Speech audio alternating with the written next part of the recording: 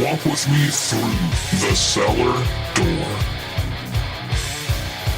A storm is coming, Francis. A portal to a more skeptical world. Cellar Door Skeptics begins right now. Prepare for the revolution with your hosts, Christopher Tanner and Chris Hanna. Welcome to episode 127. Tonight is a very special episode. I probably say that quite a bit, honestly. I'll probably say that more often than maybe I need to, but it is somewhat of a special episode for us tonight. Unfortunately, Hanna could not join us tonight. As everybody who's been listening to the show knows, his wife had a baby, and he has been supporting her at home for the last couple of weeks. So we decided to give him a couple of weeks off, maybe another week or two, just to make sure everything at home gets settled. So tonight I'm flying solo, I guess you could say. I changed the topic up. We had a pre-recorded episode we were going to air tonight. And I decided to change the topic up after the amazing day that I had at the CFI Civics Day event. So I thought, what would be better for our podcast than to spend a little bit of time talking about how you can get involved locally here in Michigan. If you're listening to us outside of Michigan, I'm sure there's other organizations that do very similar things and will be more than happy to ensure that you get the same attention that we get here. So this is a really brief background. I volunteer for the CFI for probably over 3 or 4 years. I do different things such as tabling. We've done different evolutionary type events, educational type events, because the CFI is not just a secular organization that specifically says, hey, we want to go out there and just hang out as atheists. Now, they do that. We do have a bunch of Skeptics in the Pub. They have a once-a-month lecture in each different side of the state of Michigan, and most of the lectures are tailored to science and educational things, as well as politics, and how you can become interactive. They also throw different smaller events together, like Leaving Religion events, where you can essentially talk through what it's like now coming out as being secular or atheist inside of Michigan. You could talk about how maybe you can't meet with other families, you can't talk about it openly, all those different things. So it's Living Without Religion is the group that meets twice a month. They also have a Cafe Inquiry group, which is a smaller group discussion that allows you to come and talk about different themed events a couple times a month as well. So lots of different events that they have going on there. But one of the main events that I had never been to was called Civics Day.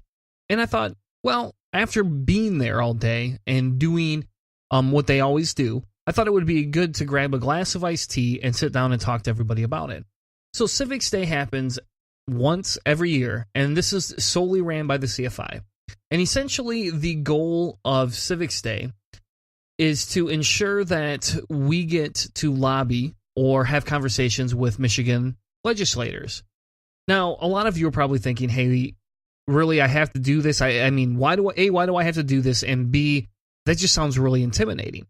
But one of the things that I wanted to commit to this year is how can I become a little bit more politically active locally instead of federally? So Hannah and I have tried to commit very hard to promoting local politics this year, talking about issues that are going to touch Michigan, working towards ensuring that Michigan is a big focus. Because, of course, we live here. And after the atrocity we had with Trump becoming in office, one of the things that we want to do is change the election this year. We want everyone to go out and vote. We want to get rid of a lot of the politicians in office and see if we can't reset exactly where we're at. So I decided to attend CFI's Michigan Civics Day. And a quick rundown of the schedule. You know, at the beginning we had an intro. They talked about how we can do advocacy training. I can't say that because I've had to say that word 100 times today. How we can effectively lobby. They even brought in the Director of Government Affairs for the Center Inquiry, who lives out in Washington, D.C., and actually lobbies on a professional level and at the federal level for the CFI and for those of us who support him. They also brought in a co-chair for the Secular Coalition of Michigan, Andrew Franks, and I actually got to work personally with him, going lobbying with each one of some of the other guests. So what we did is we started the morning off. We kind of talked through in the morning what we were going to do, how we were going to do it, right? What's the plan of action? And the CFI has done this for I believe this is the third or fourth year that they've actually done this, and this has been a big help, I believe, in getting the CFI name out there. Because what's one of the big things that happens in local government? Nobody knows who the atheist is, who are the secular people are. We get dismissed, especially in Michigan. Michigan's one of the big areas that we get dismissed in. And what we did is we met and we decided that we were going to go and we would introduce ourselves to different Congress, senators and House representatives, and talk with them about CFI directives, talk with them about bills that matter to us, and see if they'd be willing to sponsor any new bills that maybe the CFI is talking about. Now, a lot of you may be listening going, well, I don't know what the CFI is. So the CFI is Center for Inquiry. They are a national organization with a local branch right here in Grand Rapids and out on the east side of the state in southeast Michigan. So we are probably one of the larger CFI groups outside of the national office that actually support the whole CFI organization. I have gone ahead and I included all the links in the description. If you don't know what the CFI is or have never heard us talk about the CFI before, please head over there, as they are a very important part of the secular community. But one of the things that I wanted to do was join this group, talk through, learn what it takes to lobby. I've never lobbied before. I've done advocacy, and collected signatures for Decriminalize Michigan. I've done some tabling. In high school, there was a small government event for one of the classes I was in that I was able to go to, but nothing that I could imagine was anything like this. And I'll be honest, when we sat down, it was a little intimidating because I've never talked to House representatives. I've never been in the Capitol building since high school. Like, this is just not something I do. And I thought, well, hey, what a great opportunity. And I get to do this with a lot of people that I respect and a lot of people that, I've known for the last 5 years as an atheist. And so as we sat down and we were talking, Jennifer gave us an intro, and she has an extremely well put together package. What they do is they put a package together and they basically say, hey, let's go over our mission. Let's go over our vision. Let's talk about the CFI. Let's talk about, what our reach is, what our goals are. And the nice thing about the CFI is their goal is not to end religion and government. Their goal is to end privileged influence of religion inside of government, such as different public policies that affect this state based on a personal opinion or based on a personal religious belief. And they talk about, they said, well, when we go in, we need to explain our goals, talk about our different positions if they give us the time to do. Then she also Jennifer Bean also included legislative priorities. And they did some research, and they actually came up with several bills that the CFI actually could take a stance on, and different ones that they felt were imperative to our mission. So that was nice. They gave us information on the bills. They talked about the bill numbers. And then they actually went into talking about when you go see your representatives, the first thing they're going to ask you is what bill. And chances are they've never heard of these bills before or heard of most of the bills. Because one of the things I learned, and I didn't actually know this until I went there today, is that when senators and House representatives actually do their research, there's so many bills out there, they only do research on the bills that are coming up for them to vote on right before they have to vote. So if they know 3 weeks in advance, that gives them 3 weeks worth of time to do research. If they are given a 1 day advance, then they have 1 day. So they don't bother to research some of these bills. And some of the bills that we were talking to the senators and representatives about have been sitting around for, I don't know, it had to have been a year to a year and a half. And that was one of the big things, that they talked about is, hey, how do we get motion? How do we get them to understand our name? And then, of course, we had the literature that we'd pass out that gave them, the contact information for the CFI Michigan. Say, hey, we're here, we're loud, we want to talk. But one of the neat things Jennifer did this year, and she came together and she worked with some of the other people in the group to come up with actual numbers through Pew reporting to talk about how the nuns are the largest growing sector inside of the United States. And they put together a bunch of different information for us that basically explain that in the United States, there's a 22.8% of people who are no longer affiliated. So this is probably not news to the majority of you who listen to the show or who keep up on some of that type of research. And it's kind of neat because when we walked into the offices, that was, one of the first things that we were leading with was, hey, we're here to talk to Representative so-and-so. We're with the CFI Michigan. We represent the non-religious people or people that don't want to associate with a certain type of religion.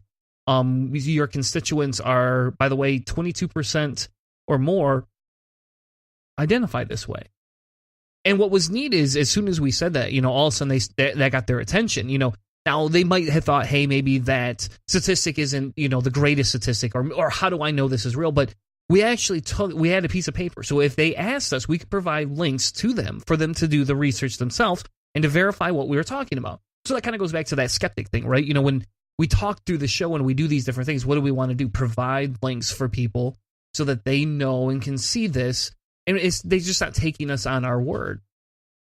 So that was really, really neat of her to put together so that we were able to present that.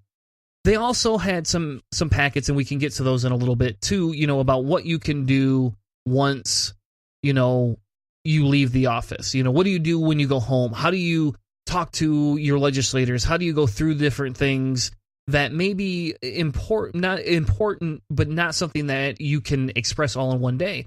And I'll admit there's so much legislation and so many different, areas to talk about that there's no way you can get all of that information to the legislators in one day, unless you have hundreds and hundreds and hundreds of people. So what we did is we met in the morning. We went over, like what we've been talking about. We went over there, and then they broke us up into groups, and they said, okay, hey, here's your state and your House representatives for your districts. These are the ones that are associated with you. Go talk to them first. Go have those conversations first. Now, for me, being in Zeeland and in Ottawa County, both of mine happened to be Republican, and one was a very staunch Republican individual to talk to. The one thing that I learned is that you can talk to them in no matter which side of the aisle they are, because there's always going to be a way to find the bipartisan nature of most of these bills. Now, you're not going to find that in some of the ultra-religious ones, and I'll get to a story here in a second where I actually had that come up with the group I was with. So there was a group of 4 of us, and we broke up into, there was about 6 groups, and they broke us up into groups of 4. And so our group went out, and we started to, go through the House of Representatives. And another neat thing that I learned was that, during the week, the House, is in their offices during the mornings, and then at night, or in the afternoon, I guess not at night, but in the afternoon, they're actually on the floor voting, actually in their, in their chambers. And it's the same thing for the Senate. The Senate is the exact opposite. They are on the floor in the morning, and in the afternoon, they're actually back in their chambers, or depending on some of them, they go home to change their hot sauce off their shirt. Now, that could have been an excuse that we got just so that they didn't have to actually deal with us. But it was kind of neat to be able to go into these offices. So we started out with the House of Representatives, the legislators in the morning. And essentially, like, what we decided to do was we went through and tackled the ones that were from our districts. We also then turned around and said, hey, you know what, the other thing we want to do is we want to look and see which ones sit on committees that were part of the bills that we wanted to pass through. And I'll get to the bills here in a second. And one of the neat things that we learned, and when we were actually lobbying, we what you do is you walk up into the office, you introduce yourself, you explain the organization you're with, and say, hey, can I have some time to speak with the legislator? I have several bills we feel that are affecting it.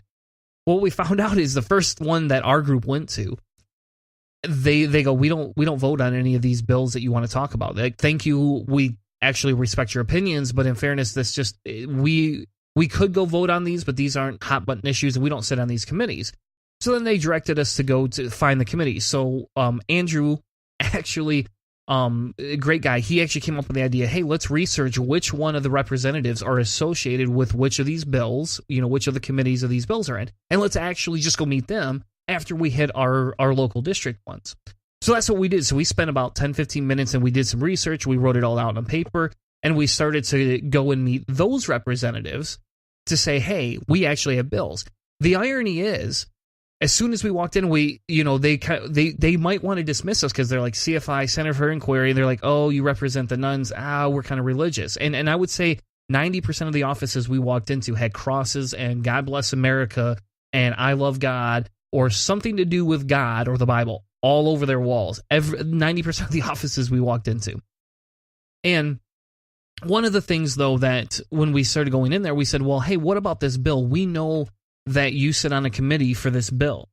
And that always stopped them. And they were like, well, hold on a second. You know about this bill. Well, what is that bill? And it's like, oh, well, let me explain it to you. And we actually had our brochures. We had a sheet that we could pull out that had all of what CFI advocates for. And then on the other side, it actually had the bills that we wanted to talk to them about. So we were able to hand one to each one of the legislators when we walked into the office, which I thought was kind of cool because I don't know what they do with it. I'm hoping at minimum they recycled it, but hopefully they are able to read through some of them and talk through it. And that got us into the door. And that was how easy it was. There's still the anxiety of having to talk to somebody. There's still the anxiety of being in a government building. There's still that anxiety of having to try and get your point across to somebody that is being paid to make a decision, who probably meets and sees hundreds of these different groups every week. But this is how you can change your local society. This is how you can change your state, is by going and talking about the bills that matter. Yeah, maybe they're still going to be Republican, but if you can earn the respect and you can get them to vote certain ways on bills, does it really matter which way they swing in terms of their political backing? Does it not matter? Should we not be at least going and trying to change the minds of others, especially those that are making decisions on our laws, rather than just getting them out of office? So I thought this is a unique tactic that, I'm sure people have been doing for ages. It's just, I guess I never thought of it. So the bills that we were looking at, and we'll go over the House bills and the Senate bills, is they have a gay conversion therapy ban that is being sponsored by quite a few people. And what it is obviously I support the ban. It would prohibit any licensed mental health professional from subjecting minor patients to gay conversion therapy. And again, you can sell anything. Even when you walk into these conservative offices, you can be like, yeah, maybe you don't believe that, but think about being able to have the freedom of choice. Well, do we let teenagers and younger kids choose different things? Well, if you're going to oppose them being able to choose their gender at that age, and you're going to oppose not funding that, well, you should at least oppose this too, because you can't say they need this therapy until they're at least of age.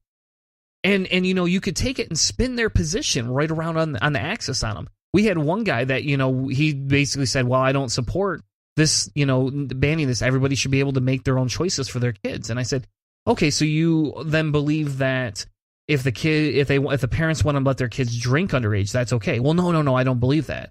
Well, I mean, then why would this? And do you believe that children should be able to choose what their gender is? Well, no, I don't believe that either. I don't. There's no evidence for that. I'm like, well, whether there is or not, you're telling me that you don't want them to choose that, but you're going to let the parents choose this. How does that work? And then it gets the legislators thinking, and they're like, well, okay, you know what? I guess that's a fair point. I still don't believe you, but that's still a fair point. The other the other House bill that we were looking at is a death with dignity bill, which has sat in the House for a year and a half now. I guess they sit in the House for a term, and then after a year they die, and you have to like reissue the bill. And I didn't know that either. That seemed a little weird to me, but that's exactly what a lot of them were explaining to us. So there's a death with dignity bill that we were hoping that would be picked up a little bit, and we talked quite a bit about that. That one was a little bit harder to get across some of the conservatives' desk. Honestly, that one was a lot harder of a sell. We also talked about another bill that hasn't even happened for secular celibates, and essentially we want to change the secular or the way you can be married and allow secular celibates to be able to actually officiate the weddings. And what this is saying is, instead of you go getting a fake degree online, you would actually turn around and you would be able to get certified by national or local organizations, just like a church would. So normally a church would offer therapy. They would talk about couples counseling. They would talk about what the actual laws are. They would help you through any emotional problems, and then they can give you, the actual blessing. So you don't actually have to go to a justice of the peace. If you don't want to go to a church, you have to find somebody that's gotten one of those online pastor's degrees that costs probably $150 to get certified. So the CFI actually has a program, not as in depth as going to years and years and years of seminary, but they have a 1 to 2 day program that they've been running that actually trains people on how to officiate weddings and how to officiate funerals and different other occasions. And they talk about what is a proper way to go about these things, and they talk about how to stay up on the current laws of Michigan. And for us, that the big thing is with gay marriage now being a federal allowance, states have to start doing this. And so a secular celebrant allows for those individuals in that community who don't want to have to go to a church to be able to have an alternative. And so we figured this would be an easy one that could find sponsorship. So we got a little bit, going for each different side. On the Senate side, there was some other bills, and again, the page had all of them, so it allowed for those in the House to know what was coming up on their side, what would eventually be coming to them. So they have a vaccination exemptions are trying to be pushed through right now to allow for school officials to not be able to talk to homeschool children about vaccinations or tell them they can't come to different events. And so that's a big one for us because, again, what does herd mentality do? What does it allow you to do if you could circumvent the school system, but then you still want to be able to send your kid to these certain events, such as like a baseball team or, a football team or something like that. You now are putting other children at risk. The big one was the Elliott Larson Civil Rights Act expansion to help provide better wording and more wording for sexual orientation, gender identity, and gender expression that are able to be that we don't want to be prohibited by employers based on their religious beliefs. And so this one's a really important one, and I have a neat story actually with this one too that I'll talk about in a second here. But that was one of the bills we were able to talk to the Senate about, the senators about as well. And they also had another bill requiring contraception and health insurance. And essentially what we want to do and what the bill is doing is requiring all health insurance policies sold in the state of Michigan to include comprehensive coverage of all available forms of birth control options, free of charge, deductible, or with a co-payment.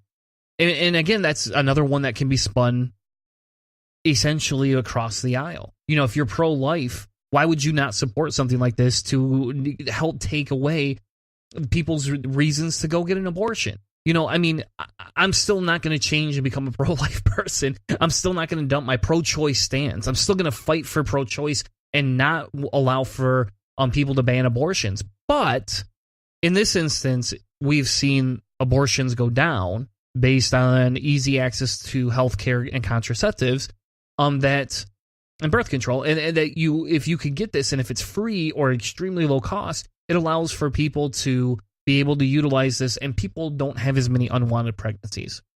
So that was the idea. We took all these different bills, all these things, and we went and decided we were going to go and talk to each one of the legislators. So after we made the decision of who we were going to talk to for our group, we just started hitting the doors. And at each door, we introduced ourselves. We gave them a pamphlet of information, and we started talking about the different, bills that we're going through. The key thing here, and this is, again, the big thing, is they ask you that bill number. And at first, I kind of stumbled. And then after a while, I wrote them on a piece of paper that was on my clipboard. And I was just like, yep, this bill, this bill, this bill. And I started associating it with the different committees these people sat on. And then my notes would say, hey, this committee sat on, this person sat on this committee, and oh, by the way, this bill affects that. And that would allow me to create the ability to say, hey, here we go. These are the bills that we need to affect. We don't have to talk about the other ones. Let's just talk about these. We found that we were able to actually have sit-down meetings, impromptu sit-down meetings with, at minimum, the legislative aides, or I guess they call them like legislative executive directors, which is like the step below the actual legislator. And we were able to have impromptu meetings at minimum with almost every single person. There was only, so I think we ended up meeting with almost 20 people, and only 3 of them had a strap literature and kind of ushered us out. So that was kind of neat. You were able to direct the conversation. We had some really good conversations. And then, of course, every one of the legislators wanted to know what the CFI was. That was, again, that's big, right? Because the idea behind getting to know who the CFI is, getting to know that there is a larger group of secular individuals who don't believe in specifically or having a religious background, to let them know that they're out there is just puts that idea in their head. So now some of them weren't very receptive to that. Some of them were not receptive at all to that discussion. There's others that were like, okay, hey, we can see that. And, oh, by the way, hey, you know what? We may not fit on the same aisle, but we can agree with those. And we ended up having great conversations with many, many, many legislators and legislative executive directors today that just kind of, opened my eyes to the fact that, hey, I think if more people did this and did what we're doing, and maybe if we went once a month, once every 2 weeks, once every even maybe 3 months, and went and started lobbying in a different manner, you would actually, that would bring the name out. Now, of course, you have to be a part of some sort of an organization to lobby. I mean, you could walk in there as an individual and just say, hey, I'm a constituent in your area, and they'll talk to you and be like, okay, hey, thanks. The idea behind this is that we were able to say, hey, the CFI has over so many members in Michigan. We have over so many members nationwide. By the way, here's your statistics on how many non-believing people are out there, how many secular people or non-religious people are actually out there. Oh, and by the way, these constituents are all in your communities. And we had like a variety. In my group, we had somebody from the Sioux, somebody obviously from West Michigan, and somebody from the east side of the state. So there was like a mixture inside of your group all over the place, that would allow for you to be able to interact with each one and relate personally to some of them on different levels. And so that was huge. That was a big thing. And I think if we get the name out there, and again, I'm not saying you have to do the CFI in Michigan, or if you're out of Michigan listening to our podcast, find your local atheist group, find a humanist group that does these type of lobbying things. Talk to the Secular Coalition of America and say, hey, what are you guys doing? Do I have a local group here in one of my states? Because the more we go out there and talk about ourselves, the more we put it in front of them. And it's not us yelling about how we hate God or how we want to tax churches or how we think that religion's infecting society. If we're out there saying, hey, these bills affect us and these bills are something that we don't agree with or we do agree with, supporting wise, I think that would make a bigger difference. The one thing they told us is that if you change any actual representatives' minds today, that's very rare. That does not happen on the fly. But it's good to put that idea in. And it was funny, we went to a couple legislators' offices and they, all of a sudden they go, oh, I understand. Hey, I couldn't believe they did. We don't have secular celibates. I'm from Florida. We have that in Florida. You guys don't have a law in Michigan? And we were able to say, no, we don't. And that's why we want you to sponsor this bill. And we're not trying to remove people or remove religious things. We just want to be included. I have a unique story. There was one legislator, and we just happened to be, it was right around lunchtime, we happened to walk in, and we could see him, and he was standing at the back of his office, and he kind of ducks back in there, which we found a lot, that happens quite a bit, I think. They see people come in, they're like, oh, they got tags on, they're dressed nicer, run. But, we ducked in there and we asked, the aide, hey, can we talk to them? We only need, 5 or 10 minutes of their time. And within a minute, the guy came out with the aide and said, yeah, sure, I got some time for you. Now, I have to look up here. Oh, what is his name? Oh, Hank Vapel from District 47.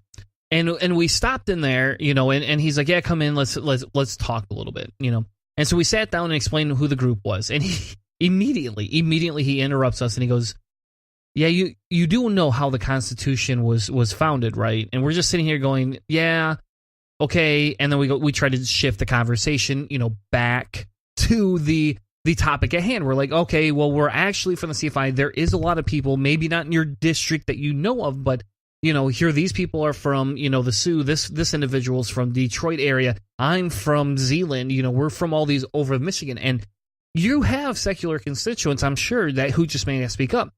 And he interrupted again and said, I don't think you understand. Are you just ignoring? Do you not know how the Constitution was founded? And we're like, yeah, it was founded on a secular government. Let's move on. Well, no, actually, religion was extremely effective in that. Where he said, all right, well, we respect your ideology, but again, we're here to talk about some of the issues. So we started going through some of the issues, and we got through the first one, and the funny thing was he was taking notes, right? And a lot of people took notes. That was the one thing we found is everybody took notes. I don't know what anybody does with these notes, why anybody would take them literally on a pad of paper, but that's what they were doing. And this guy, I just happened to be sitting next to him, and I kind of look over, and he wrote it down, and then he starts drawing on the paper. And at this point, I know this is not going anywhere. Ironically enough, we knew, in fairness, we knew that he was a very staunch Republican, very, very conservative, very, very religious. We knew this going into it, but he just happened to be one of the heads of the committees we needed to talk to. And we didn't want to pass this opportunity up. And in fairness, he invited us in. He was one of the few that actually invited us in without, too much of a hassle. And so we're sitting there and we talked through the first one, and he goes, okay, I don't know if I agree with you, but thank you for your information. And we move on to the next one, which was death without dignity. And Andrew was talking to him, and he goes, oh, so you mean assisted suicide? And Andrew's like, well, not really. Let me explain. So he's like, you can dress it up any way you want. It's just suicide. So let's just call it what it is. And Andrew went through the whole logistics of how the people are in pain, how we want to help with end-of-life care. This is a choice, right? You talk about freedoms you want to give to your constituents all the time. This is a freedom, and if there's regulations in there, why would you not be for this? And he says, well, I don't understand what the difference is if they take their life in their home by themselves. And they go, well, that's not dying with dignity. We want to do this respectfully. And right now in the state of Michigan, it's all about if you do this with suicide, you could ruin your kid's life for health insurance. And he goes, oh, so this is all about money for you guys. I get it. And that's when we knew for 100% sure. If we weren't sure before, we definitely knew at this current time that he was not interested in. He was literally just trolling us in some way, shape, or form. And so then I was like, well, no, it's really more about this. And I told the story about a friend who had a relative that had really bad cancer, and this was their way. They couldn't do anything in the state. They literally were going to have to move out of state if they wanted to take care of it. And the person ended up being a vegetable in extreme amounts of pain, and then eventually passed away. And I said, when they are passing away in that amount of pain, you're just feeding them enough, opiates. At some point, their body just gives up. So, and the difference is we're allowing them to take it on their own terms. And he ended up actually getting kind of angry and basically saying, hey, you know what? It doesn't matter. You're talking about suicide. You're talking about money. All this seems to be as a money thing for you. And he just wouldn't get off of it. And then his aide came into the office, and his aide's like, hey, you got another appointment. And we're sitting there like, well, he probably does. But, and he did tell us he had an appointment going into it. But technically, I got 5 minutes before you told me we had to be out. But we understood, at that point, we had war welcome out. This was going nowhere. We thanked him for our time, and then we left. But that was one of those situations where you're just like, holy crap. There is somebody that is dead set in their ways who's not listening to the constituents. And if more constituents would go see this, and if this was reported on more heavily, think about it. Do you think that guy's going to be reelected? If he's only, maybe he would. Maybe the people in his district only care about being one-sided. They don't care about listening to others. But all it does is say that he has his own agenda. He doesn't want to listen to other people. He just wants to go out of his way. So if you want to, write to Hank Vopel in District 47 and tell him what you think about his ignoring of the policies and his quick dismissal of anything that goes against his belief. Now, on the opposite side, we had we went and saw some representatives that actually supported some of the bills, and that was fun. That was the fun side of it. We went and were able to thank them, and they were very, even the aides were very like, oh, that's nice to hear. We don't get to hear that a lot. And it's like, yeah, we're here to tell you who we are. Thank you for supporting these bills. Hey, by the way, here's a few other bills that we support as an organization too. And oh, do you want to sponsor the bill? And so we were able to talk to some of the senators and some of the legislative executives about the bill we want to get supported for the secular celibates.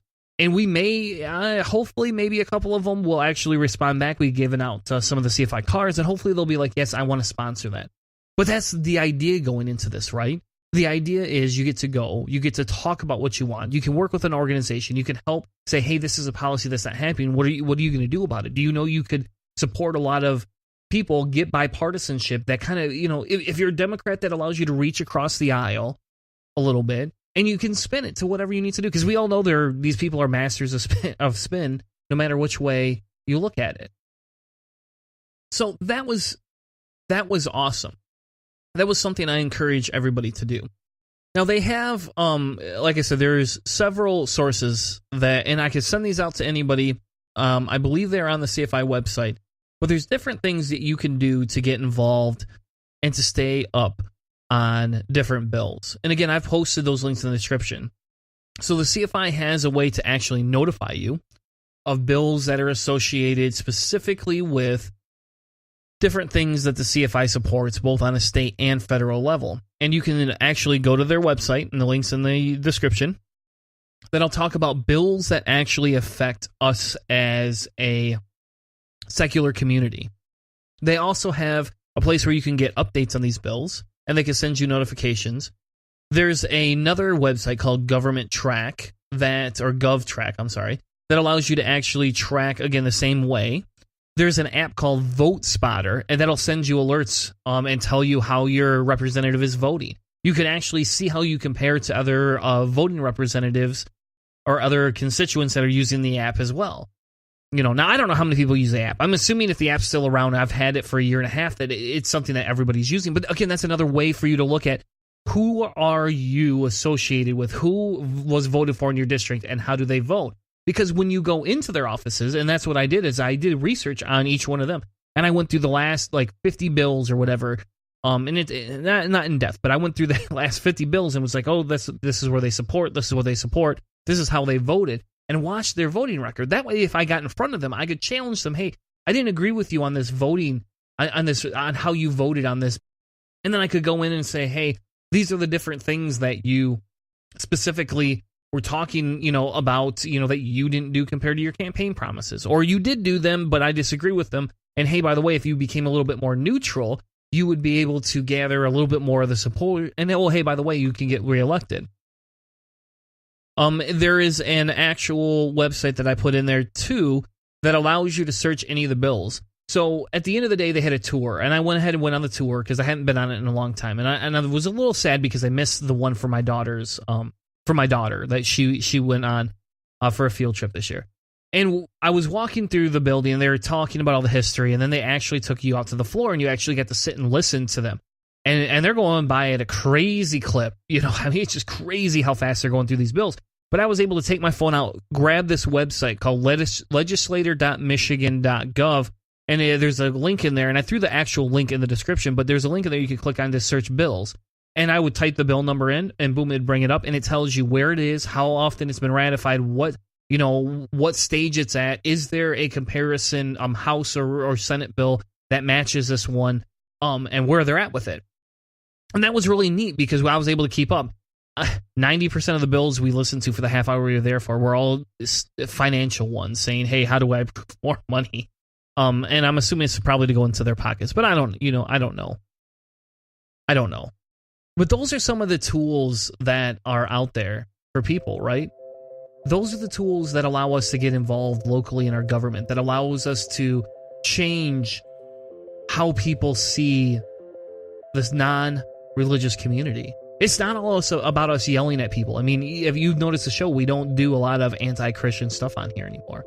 Yeah, I'm still technically probably close to an anti-theist, But those are the things that we like to participate in, that we encourage everybody out there who's listening to this to start participating in.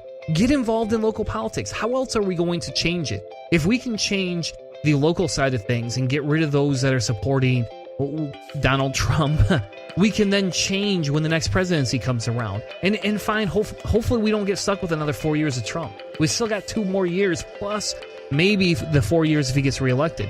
But the big thing here, right, is that if you go out and let's change the local environment now, and then maybe, just maybe when he goes for election, there'll be enough of a swing that either A, he won't matter, or B, at least our state will become more progressive. Thank you all for listening to us on Cellar Door Skeptics tonight. A little shorter of an episode, only 45 minutes, and I try to keep it brief. I didn't want to go long-winded, and then everybody goes, where's Hanna? Where's Hanna? He will be back in the next couple of weeks.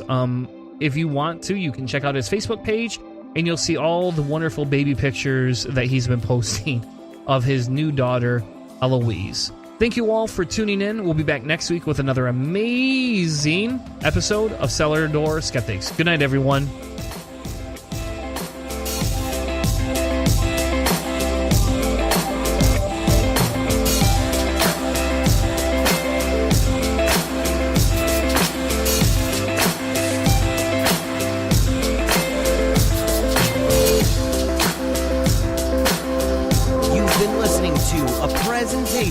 Of Cellar Door Skeptics. Check us out on Spreaker.